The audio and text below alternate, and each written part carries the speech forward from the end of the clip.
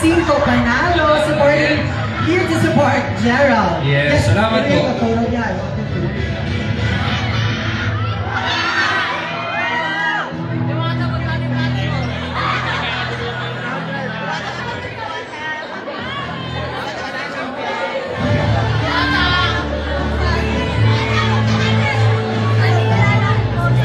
So, nandito tayo sa SM North Edsa, kasama natin si Diwata para sa movie ni Direk Carillac. So, bukas po ito. Showing na.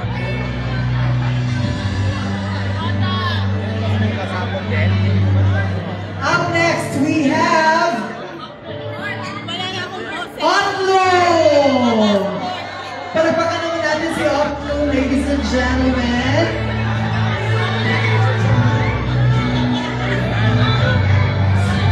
And Diwata! Oh my gosh, para sa akin tayo. Oh, wow!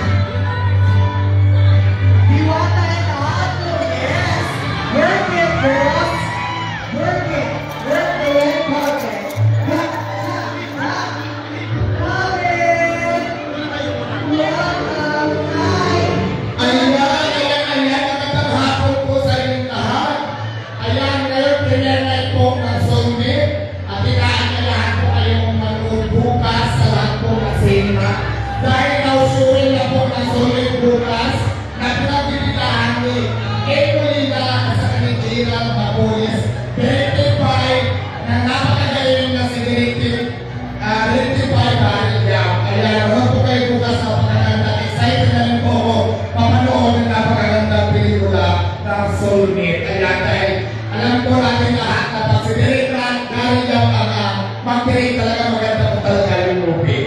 Kaya bukas, meron po tayo ng Soulmate. Naman natin bukas.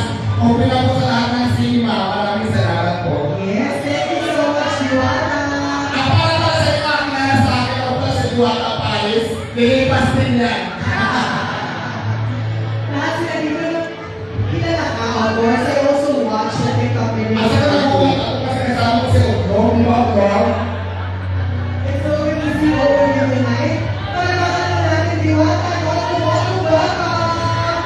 Picture natin ko. Hi, ano yung gusto mong, in-expect mong makita sa pelikula? Well, as the title said, Soulmate. Two different people that come here and became one in the end. Ako ay isang lima ng bayan. Manood po tayo ng napakagandang pelikula sa direksyon ng sikat at brilyanteng direktor, Direk Carillac. Dumanas over ng plan, ang pares na walang kapares. Maraming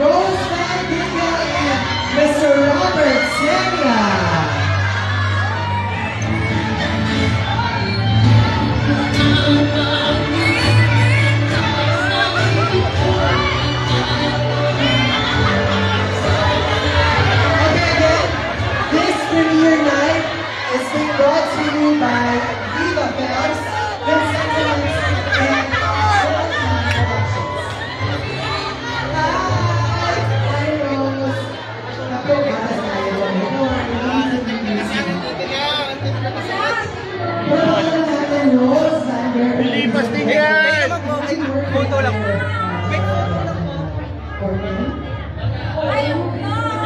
Hello po. Mima, here po, here po. Here po, dyan na lang po. Photo lang po. Here po, here po. Dito po. Here po sa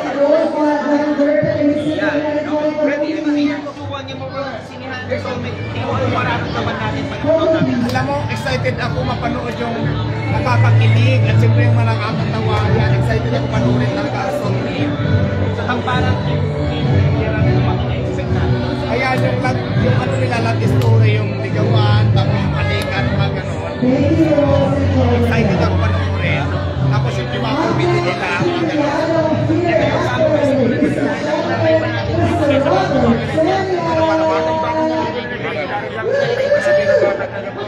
ito yung ano, hindi ko talaga namang pagsikiligtarin lang talaga. Yung inaabangan ko talaga yung sisinin. Excited ako panoorin yung soulmate na yun.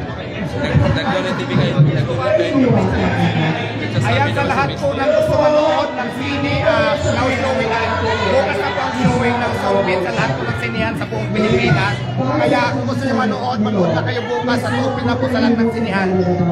Maganda po ang Soulmate sa tingin ko pa lang talaga, excited talaga, karapat-dapat abangan dahil kinikilig na ako ngayon pa lang. At saka siyempre Daryl yung nag-click talaga namang sulit yan guys. So tingin mo na dito, pasting yan! Pasting yan! Pwede isa lang, now showing. Now showing. Soulmate now showing sa mga sinihan. Ayan, now showing na po ang Soulmate sa lahat po ng sinihan. So manood na po kayo. Thank you.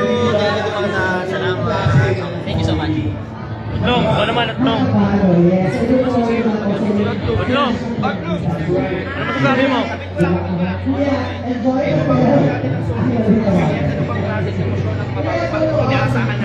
Well, ito ang pinakamagandang love story ng taon. Binuon ang pagkakilig ang dalisan ng kamahal. Kaya kiligin to the bones ang lahat ng mga manonood dito po sa SM Northern sa ngayon. At inaanyayan kayong panoorin ang Soulmate simula po bukas. Talagang yung mga pangulutuhan sa direksyon na nag-iistang mahusay na direktor. Direct Daryl Yap. Abangan ko po, ay! Talagang kilig yan! Ako po lang isang manamay. Ang buhay po natin may fit, gamitin natin ng may pagkararakan. I love you. Thank you. Salamat.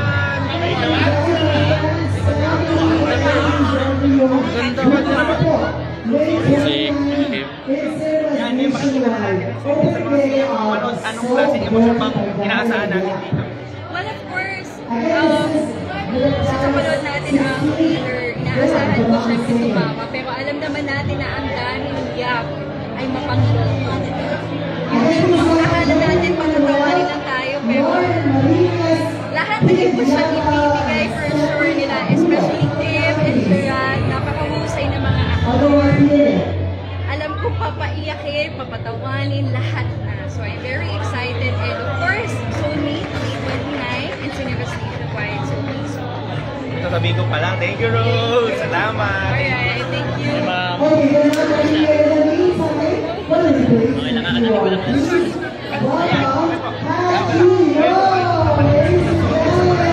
Ang klaseng emosyon ang mga inaasahan natin. Yeah, as I said nga kanina, excited ako eh kasi si Direk maraming pasabog eh. And dun sa clips niya pala, iba na eh. I mean, you know, it's a new introduction sa comedy sa atin, lalo na sa Pilipinas. Masyado kasi tayong pibig sa comedy ito. Iba yung ganyan. What you see is what you get. Sa parang hindi, ano po ina-expect nyo? May kilig, tawad, yak, ano po ba ito? Ay, may kilig. Sina Jet Kim, matagal ko nang kasama niya, kilala ko sila personally. And napakahusay naman eh. Both sa drama, comedy, kahit action pa yan, I'm sure pag nagkaroon sila That's it, let's invite the audience to watch Soulmate Cinemas. mga kaibigan, mga kapatid. Hi, Sir David Picardo. Nandito ka ba? Nandito kami ngayon sa ano. So in the Philippines, the director Nandito kami ngayon sa ano, SM North EDSA. and we have a shoot for around 7 to 10 days. It was so cold, but their enthusiasm is amazing. So I was touched, and it was so amazing experience. Was it your first time to work with Filipino actors? No, actually, I participate the Ay, ticket? movie which called Man Chief last Oh, okay. year. Yes. I missed that.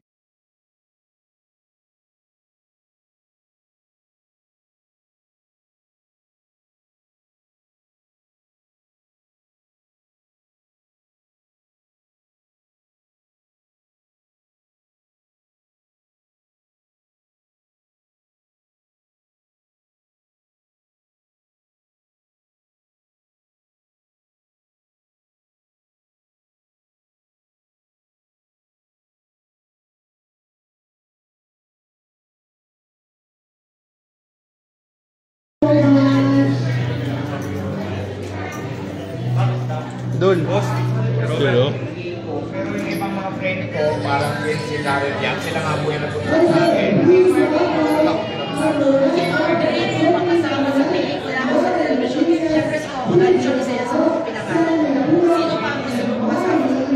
Siyempre yung mga magagaling na mga actors natin, mga actors kaya katulad nila Marian Rivera, ay mga tawag dito sa lalaki naman sila, sino ba itong mga Camilo Studio, mga ganyan, yung Pascual, yung mga ganun, kasi di ba dati pinapanood ko lang sila, pero siguro kung magiging naman ito para makasama sila. So, why not, diba?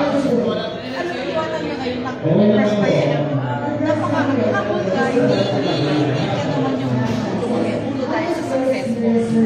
Ano ang nagpapanatili sa'yo na pakamunan sa Siyempre kasi, di ba wala naman nagbago, siguro kung nagkaroon lang ng paunti, hindi pa naman din talaga ako mayaman, wala naman magbabago. Alam mo yung nagkakaroon lang tayo ng issue lalo nyo sa mga passion, pero wala akong pakialam. Kasi sabi ko nga, wala naman akong tinagawang magsama, wala akong papalagyan, wala akong nakakatatao, wala naman ako ng pato sa pamanaan. So, hindi ko sila intindihin kasi hindi naman yung mga sa akin eh. So, hindi lumaki yung ulo ko, sinasabi nila kasi minsan maraming passion. So, I don't care. Wala akong pakialam sa kanila kasi in the first place, hindi ko naman sila kilala. Hindi naman ako pinatulong sa kanila. Pag magawa ako, tumatayo ko sa sarili kong paan, hindi ko sila piniperwisyo. At libre mansion na pinigil si Rosmar, di ba? Nakatira ka na ba doon? Hindi siya mansion actually. Container van siya. Tapos ginagawa ko siyang office tulugan ngayon. So malaking bagay din to para sa akin na binigay sa akin ni Rosmar. So malaking bagay kasi dati sasakyan na ako natutulog kasi medyo malayo ang bahay ko sa tindahan ko. Kaya siyempre pagod na din. Tapos kailangan magpahinga. Minsan hindi na kaya ng katawan. So sasakyan lang natutulog. May nabigyan tayo ng hindi siya bahay pero ginagawa ko lang siyang bahay. Pero yung cash? Yung cash, siyempre, tinabi ko muna siya for savings kasi gagamitin ko sa sabi ko pag kailangan talaga. Yes. Ang daming gusto mo kay collab sa'yo. Paano mo dinidesisyonan kung ano sino? Actually, wala akong pinipili kasi ito nga magandang tanong niya kasi maraming lumalabas pag hindi daw kilala, hindi ko daw ini-entertain pag maliit ako na vlogger. Ako, maliit man o malaki, willing ako na wala tayong pinapaguran. Kaya lang kasi napapanood nila, kadalasan na nagpapa-interview ako yung mga kilalang vlogger, mga kilalang content creator or personal kasi naka-schedule yan sila may appointment. So lahat naman yan, kung may appointment kasi kaya may appointment kasi minsan may ma-escape ako na gusto ko kung anong araw na wala akong lakad, wala akong appointment, so para ma-entertain ko. So ganun ko siya nahati yung mga nakikipag-collab sa akin. Willing naman ako kahit sino, kilalang vlogger ka mo, hindi ka pa kilala. Basta kaya ng oras mo sa schedule ko, bakit hindi? So after this fever, Diwata fever, iba talaga yung popularity mo ngayon. Ano ang sa tingin mo magiging buhay mo na? Ito ka na, celebrity ka na. basta ako kasi patuloy lang ako sa mga pangarap ko sa buhay as long as sabi ko na mayroon na nag-o-offer sa akin na magandang opportunity para sa buhay ko. So go lang ako ng go, basta kaya ko. Ilang pa rin sana gusto mo? Ilang branches? Actually, ang target ko 50 branches within 5 years. So hopefully na mangyari, mayroon tayong dalawa. So mayroon pa tayong 48. So, yun. Sa hometown mo, tatayo ka ba? Saan ka nag-garden? Actually kasi sa amin hindi pwedeng dalhin yung palas ko doon kasi sa bundok kasi may nakatira ang mga tao doon ilang piraso lang din tapos magkakilala pa kami. Sa city po. Siguro sa city kung mabibigyan ako ng pisto doon at magkakataon, bakit hindi? Okay? Yan, ano opening ng Quezon City branch? Ayan, ang opening ko ng Quezon City branch ko ay June 2, araw po yan ng linggo. So siguro mga 8 or 10 ng umaga magkakating na rin po na. Pwede.